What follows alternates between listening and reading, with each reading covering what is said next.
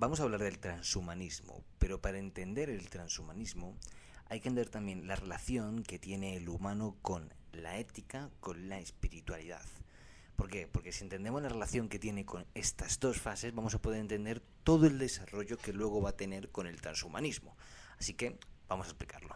Supongo que como una situación cotidiana que todos hemos tenido, muchas veces nos habrá pasado que topamos con esa frase o con esa salida o con esa creencia de que hay según qué actitudes o comportamientos que se han denominado inhumanos. De hecho, hasta en otras épocas, tener trastornos psicológicos podría ser una característica vil y por ende inhumana. ¿Esto qué tiene que ver? Esto tiene que ver mucho sobre todo con la idea religiosa.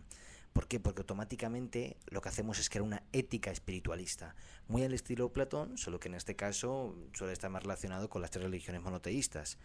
Pero da igual en este caso con la religión que se relacione. La cuestión está en que siempre la ética suele ir enraizada con alguna cuestión espiritual o trascendente. ¿Qué ocurre? Que eso hace que automáticamente veamos cómo nuestro comportamiento va precedido también por una causa que puede ser moral o no, pero que sí o sí va a tener relación luego con nuestra característica espiritual y por ende álmica.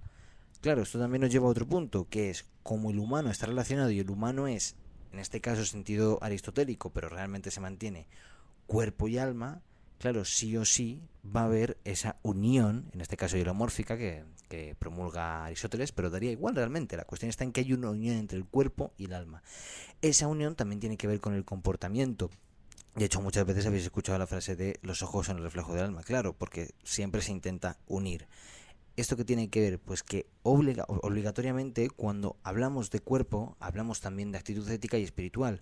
Por ende, si tocamos el cuerpo, vamos a dañar sí o sí ese alma o vamos a interceder en esa relación que hay con la ética y lo espiritual y el humano, que obviamente es el objetivo o el centro de todo.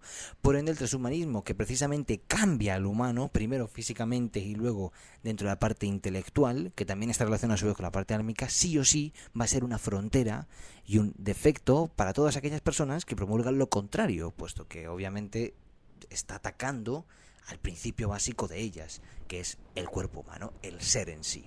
Precisamente en base a ese ataque que hace la religión hacia el transhumanismo responde en este caso diciendo que la religión no tiene ningún tipo de sentido, que es algo totalmente desdeñable y que lo único en lo que hay que tener fe es en la ciencia, promulgando en este caso un cientificismo. Aquí obviamente el transhumanismo comete varios fallos. El primero, en negar la religión como algo totalmente superficial, algo superfluo, en este caso que no tiene ningún tipo de relevancia en el humano, o más que, aunque tenga relevancia, lo único que trae son problemas. Y por otro lado, el cientificismo, que es simplemente ver la ciencia como la única fuente de verdad, ¿no? Por otro lado, hay que entender que la idea de religión no puede ser eliminada, básicamente porque centrándonos en la idea del ser simbólico de Cassirer, es imposible que el ser que está hecho para ser simbólico no tenga esa unión simbólica. Todas las culturas son religiosas porque todas las culturas presentan cosmovisiones y esas cosmovisiones van a llevar una serie de ritos, rituales, lenguaje que va sí o sí a derivar en una religión, siempre, toda cultura. Por ende, automáticamente decir que la religión debe ser eliminada es obviamente un punto demasiado negativo para el transhumanismo. A la misma vez, el cientificismo también los cohíbe de sí mismos.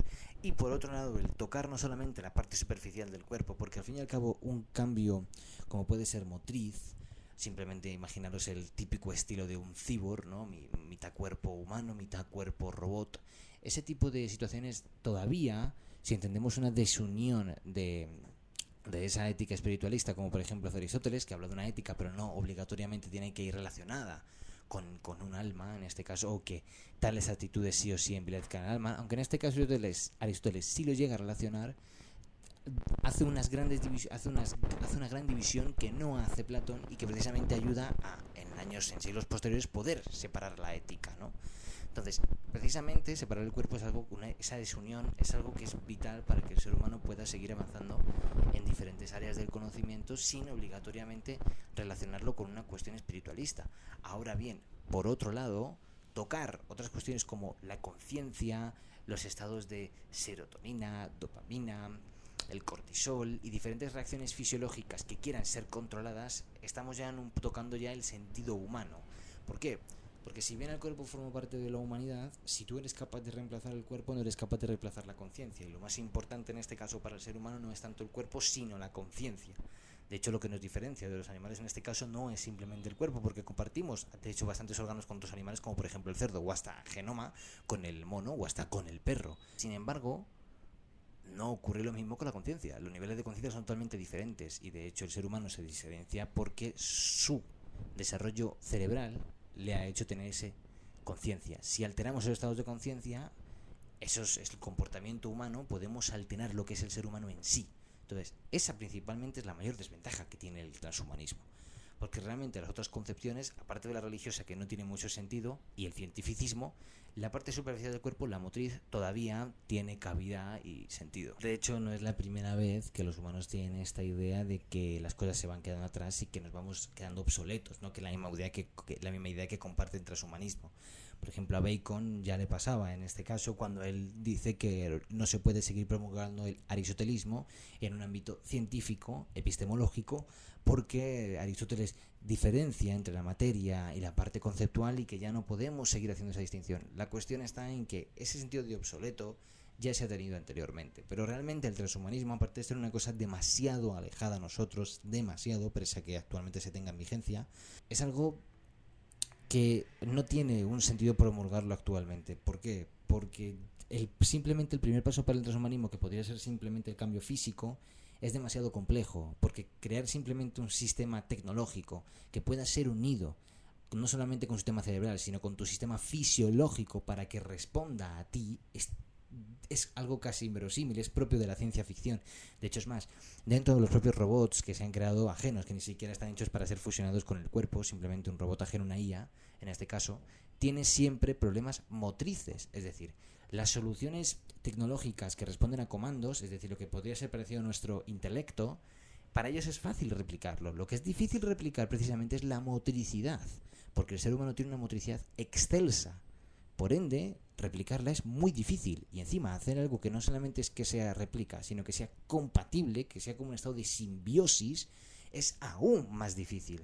Por ende, está muy alejado. De hecho, ahora mismo lo que sería primordial, como también recalca Yuval Harari Nova en los dos últimos ensayos que ha sacado, es precisamente la cuestión de la IA.